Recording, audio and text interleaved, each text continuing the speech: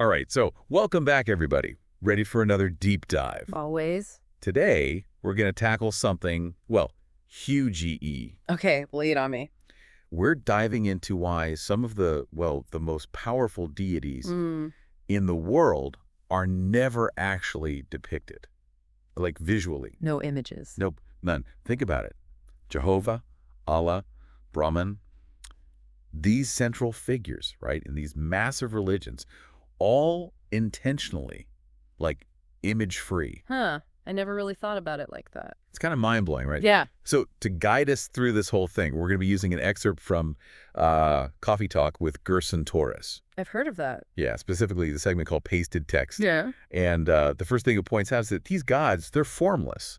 Like, by definition. Formless. Yeah, they totally exceed, like, the limits of what humans can even comprehend. So it's like impossible to represent them. Exactly. It's like trying to capture, I don't know, like infinity in a Yeah. photograph. Just so you can't. It's too big. Right, right. It's not about a lack of information per se. Yeah.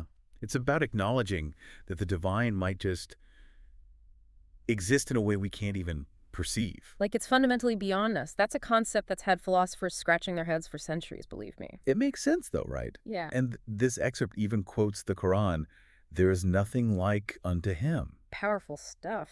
Right. It really drives home that idea of Allah's, like, total uniqueness Yeah. and, transcendence It's not just some arbitrary rule. It's more like it's protecting us. protecting us. Yeah. From, well, ourselves. Yeah. From anthropomorphism specifically. Ah, we always got to make things relatable, don't we? We do. We put faces on everything, even the divine. But Yeah. these religions are saying, hold on, it's bigger than that. But don't some people find comfort in images? Doesn't it help some people connect with the divine? Sure, sure. For some folks, yeah, visual representations can be helpful. Right. But, there's this danger that we, like, mistake the image for the real thing. It's like getting obsessed with a brand logo and then forgetting about the product itself. Ah, style over substance.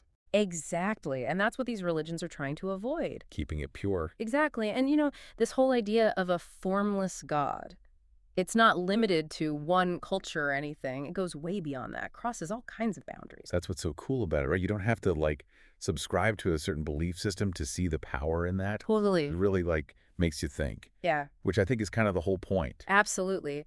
By taking away the image, it forces you to turn inward.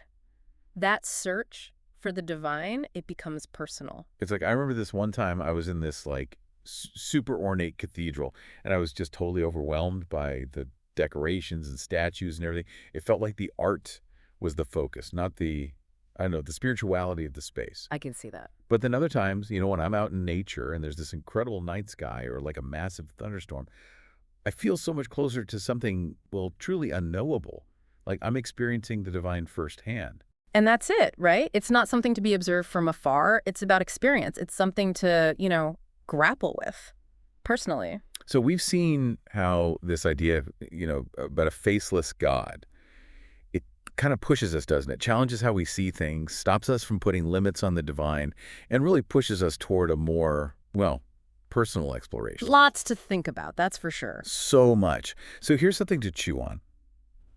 Imagine you have to, like, explain the divine to someone who's never even considered it. How would you even begin? Ooh. Right? How do you convey something that, well, by definition, defies definition? You can't see it, can't touch it, but it can affect you so deeply. That's a question worthy of a whole other deep dive, don't you think? Definitely something to think about. Until next time, folks. See you then.